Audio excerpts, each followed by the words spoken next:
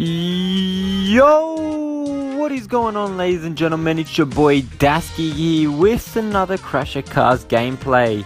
Now in today's gameplay, as you can already tell by the title of the video, what we're going to be doing is playing with the new secret hidden minecart that we previously unlocked on my recent video. Now if you didn't know, you unlocked this secret car on the mine map, and if you don't know how, I've made a video on this and it will be in my description if you want to go ahead and watch it. So let me just tell you now, this car is so good. It's actually a very good car and it didn't take me long at all to record this gameplay. In fact, it only took me a few games to get a few high scores. So in this gameplay, I'm going to be playing 2 games where I got some pretty good scores. So if we go ahead and scroll down, we can now see the common minecart spinning around and it looks very cool. It's got the diamonds sticking out of the cart and it's got a very square shaped rigid look to it and it looks very cool. So now we'll just scroll up and we'll jump into a game on mine. So we're now just joining mine and we'll start off here. Pretty fortunate, I can already pick up 5 crowns as we just saw. So now I'll just wait for the banana person to move off the edge so I can jump over him. And I unfortunately just got hit by the train. But you'll be able to see, since half my health is already gone, you'll be able to see how I managed to still get a very good score. Now if I was to compare this car with another car, I would say it's very similar to the bumper car in the epic section. This is because it's very small, fast and versatile. It's very easy to control and steer, and it's a very well-rounded car. And now the mine map is also a very good map to collect crowns on. So now we'll just drive away from the train station and we can see someone on 10 crowns in the dragon car. I don't want to get hit because I've only got 1 bar of health, so I know if I get hit I'll die. But fortunately I get a health pack and I go over the ramp, so the missile does not follow me. So now I've just dropped my health pack, I'll pick them up and I'll get full health. And fortunately I just get the shield as well. So now I'm back to full health with a shield, so I'm in power. So what I tend to do when I've got a shield is either try to find enemies to bump into them because I am invincible, or take more risky moves. Like you just saw, I was on the edge of the water zone picking up the crowns that I saw. And if I knew I was going to fall in, I'd put on my shield so I wouldn't take damage when I did fall in. Now a very smart strategy to use when you're playing on the mine map is to stay around the train track area when you do have a shield. This is because you're not going to take damage when you get hit by the train, but everyone else that's following you will. And as you just saw, my shield went away, so I drove away from the train tracks because I didn't want to get hit by a car. But what I always do is just stay there when I do have my shield and let my enemies get hit by a car. That way they'll all be destroyed and I'll be able to pick up their crowns like I'm doing now. So that's a very easy strategy that you can use to pick up the crowns. And it's something that I find myself always doing when I'm playing this map. So now I just teleport away from here and I've still got the missile following me, but I'm able to get away from it and jump over my enemy. So I pick up another power up and I seem to get another teleport. So I'm just going to hold it off and use it when I really need to, or if I think I can kill an enemy.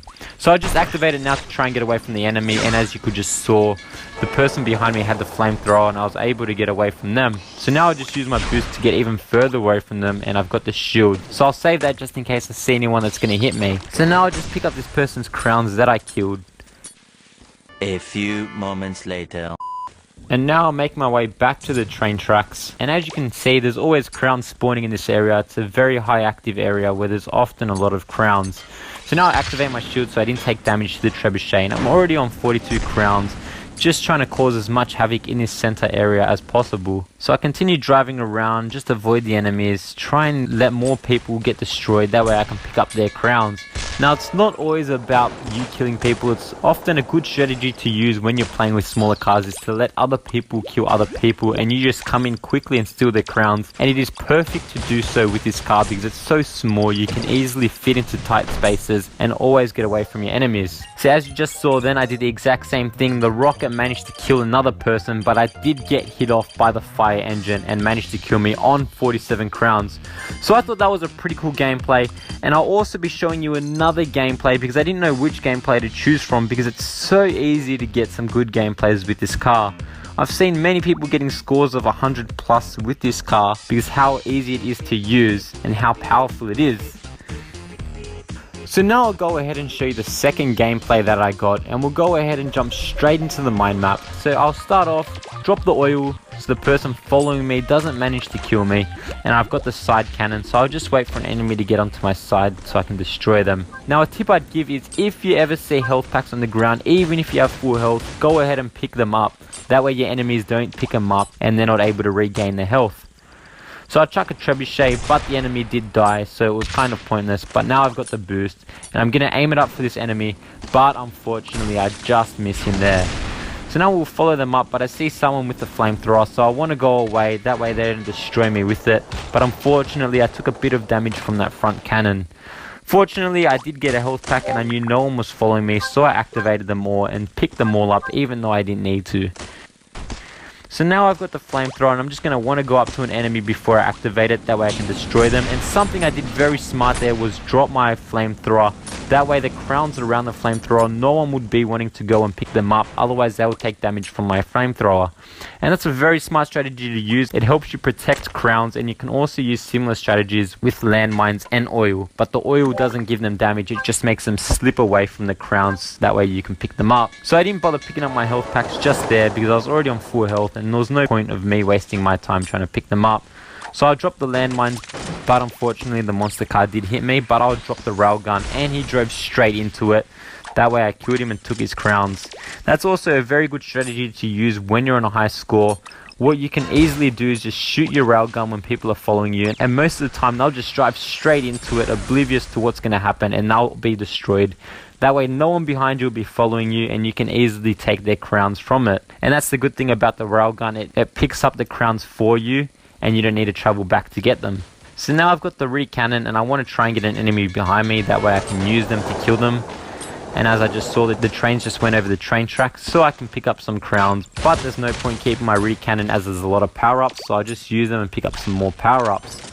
And there we go, there's more crowns in the train tracks, which is what I was saying before. So I used my teleport to go up where the ramp is, where I saw 2 more crowns.